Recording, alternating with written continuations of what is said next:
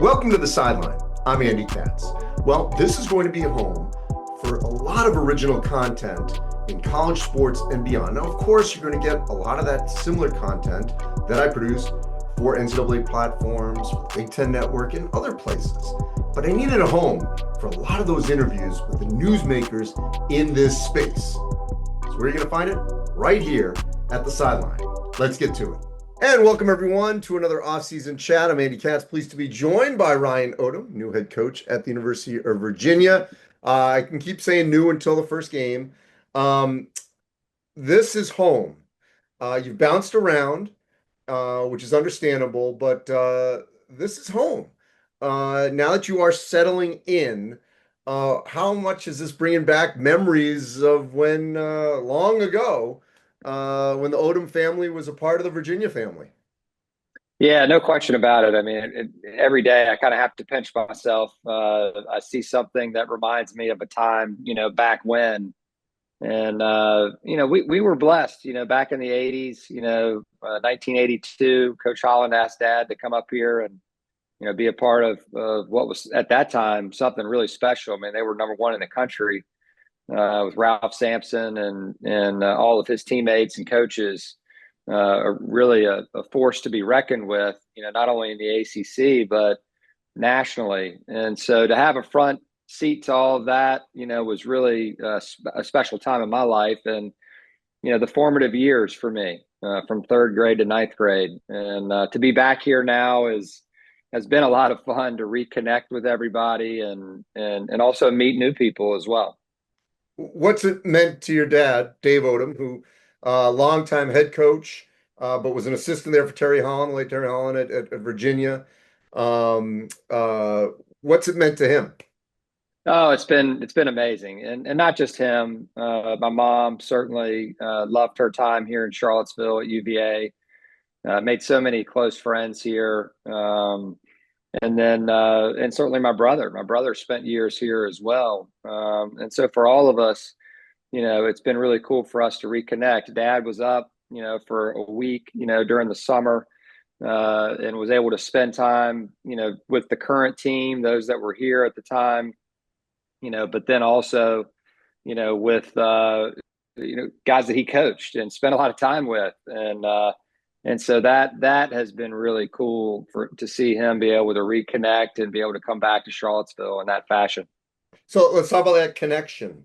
Um, who has come back, or in what way have you tried to make sure that that thread, and I'm including obviously the glorious Tony Bennett years, a Yes. Hall of Famer in his own right at some point, I would hope, winning a national championship in 2019. How have you already tried to connect that Holland Odom era, through what just went through with Tony and their crew to now? Yeah, I mean, the very first video that I showed the team was a video that one of my assistants created, and basically it was Coach Holland, in his own words, talking about Virginia and just the place and the responsibility that goes along with being the coach of UVA and a player at UVA and a student here, and then it was Coach Bennett talking about, his time and the adversity that they had, but then also, the mountaintop, victory and national championship and the special bonds, that were created. Because ultimately that's what really this thing's all about. I mean, this is a true program that has stood the test of time. And, our job, my job as the new steward of this program is to make sure that those that come now and beyond and then leave us and graduate and go elsewhere and move on with their careers have a deep appreciation for what UVA is all about.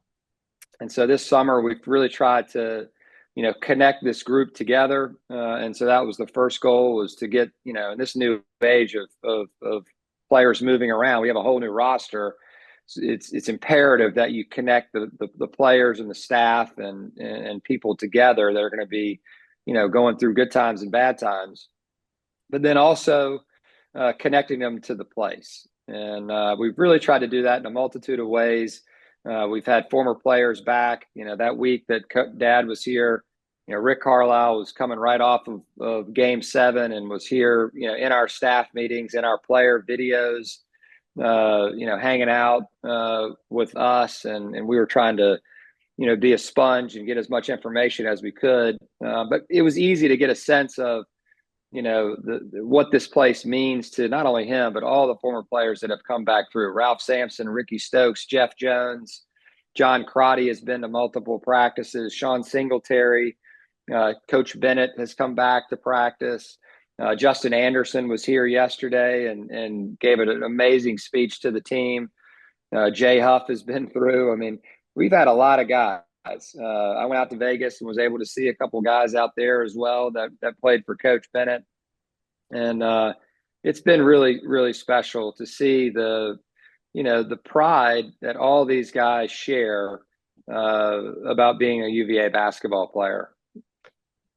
It's pretty crazy when you think about that. You were a part, and we're on the other sideline with UMBC, with Virginia. It just, I mean, no one knew. No one knew what Tony was thinking years later. I mean, you can't go back and say, oh, would you have thought it in 2018 that this would have happened, in 2025? I mean, that's just, you can't. But when you think back to what you were a part of, and now you're on the other side, now they won a year later, they win the national championship. But just how surreal is that? Yeah, I mean, you can't make it up, right? I mean, it's certainly a movie, and certainly you would think the movie would have ended, in 2019 when they won the championship, but you never know. Maybe we've got more to this story, and that's yet to unfold. I'd like to think so, and so certainly we're going to try to do that here at UVA. Now that again we're here coaching this team. We want to do our best, for our fans and for those that came before us. But, Coach Bennett and I will always be connected, and we'll always be friends. And he's always going to support this place with all of his heart. He loves it here. We're all so much better for him having been the coach here and certainly coaching, in our game. We need more coaches like him, that, just do it the right way and are successful at a high level and really do a great job mentoring these young people that really need it. That part of it hasn't changed. And so we want to try to do our part, here as well. But I've always said that was a bittersweet moment for me. When we had that victory at UMBC, because of the time that we had spent here. And also because I knew it was on the other side of it, for people that I had so much respect for, starting with Coach Bennett. And to watch how he handled that and his players and staff handled that, was a lesson for us all. And certainly it's a part of our story. One of the coolest texts I got was from Ty Jerome after I took the job.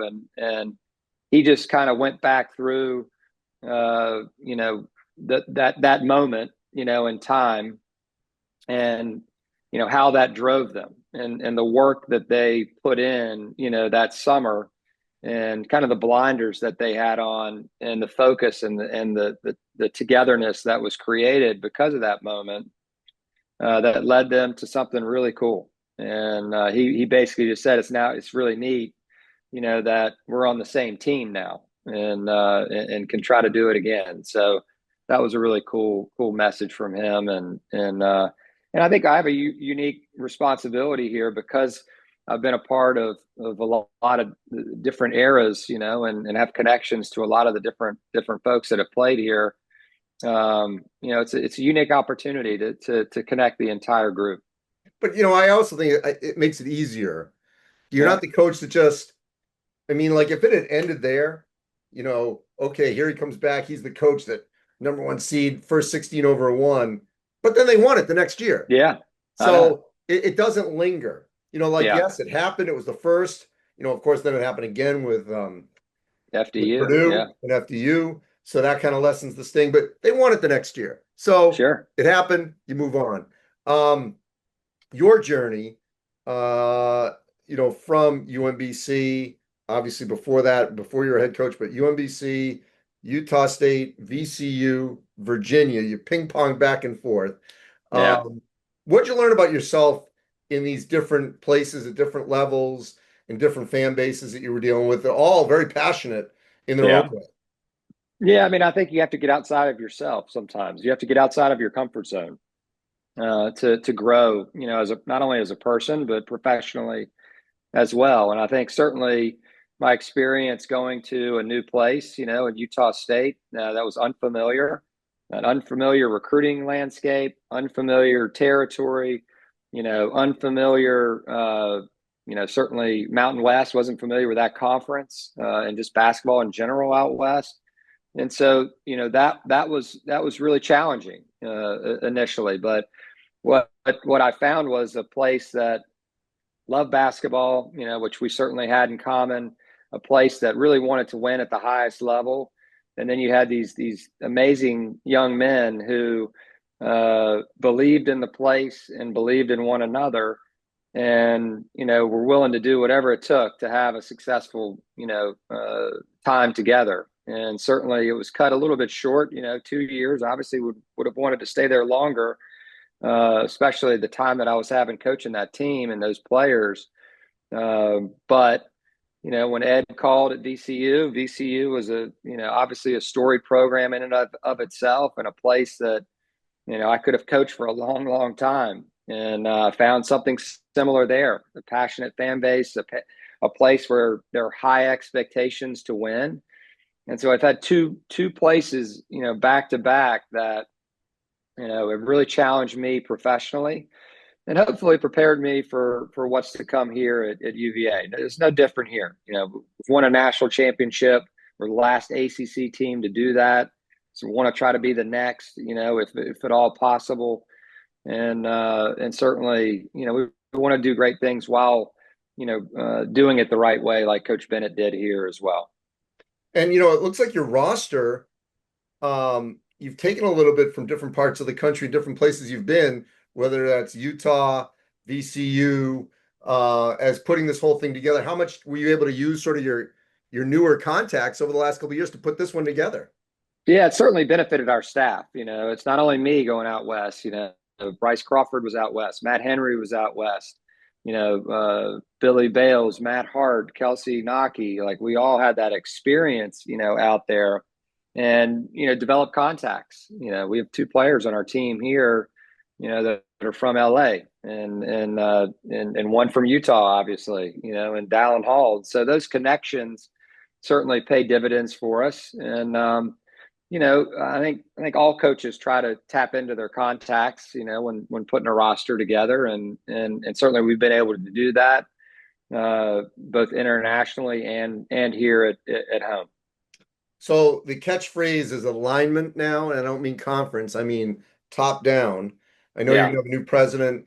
You have AD that hired you, she's still there. So you've got consistency there, but clearly Duke and Carolina, as you would expect, they've got GMs, they've got, they're trying to work the system just like they should.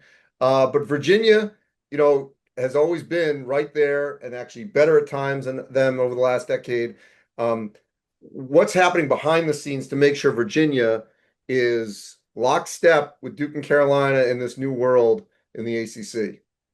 Yeah, and I think it's not only those two now. I mean, those two certainly have been the gold standard, for our conference for a long, long time. But I think what you've seen, based on, the last few years in the ACC, you've seen an investment. All right. You've seen a motivation, from all of the athletic directors and the coaches, the presidents, certainly to get the ACC back where it belongs. I mean, certainly, basketball has always been of the utmost importance for our conference, and the strength of our basketball conference is really important to the overall health of the conference.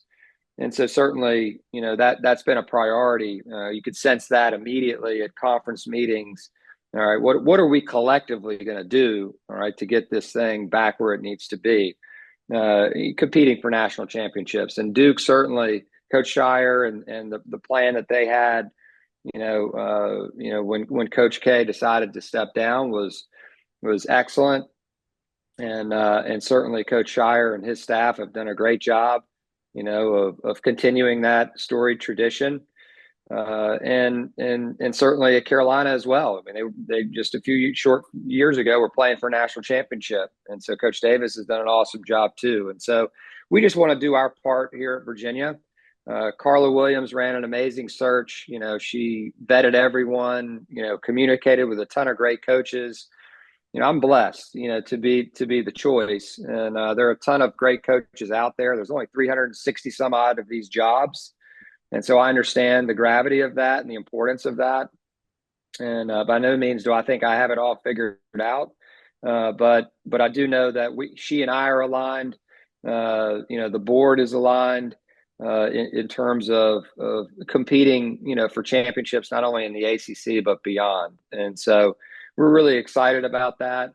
But we're also excited about, you know, all the other sports on our campus that have done so well and want to continue to do well. And we've won multiple national championships in a lot of different sports, you know, here at UVA, and that can't be forgotten. There's no doubt about that.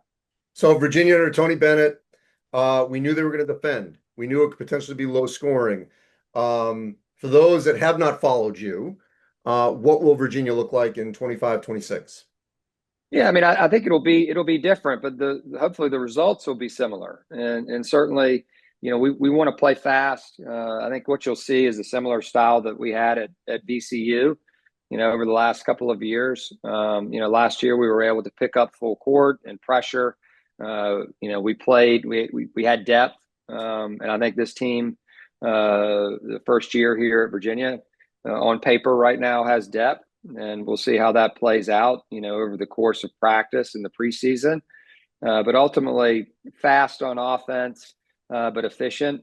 And then certainly we value the 3-point shot, but not as an end all be all. We want, you know, the quality shots that we can attain for our group. And then defensively, we want to pick up, but we want to be solid, you know, in the half court. I mean, ultimately, no matter whether you're playing a really slow pace or you're playing a really fast pace, a lot of times these conference games and big games come down to one possession or another.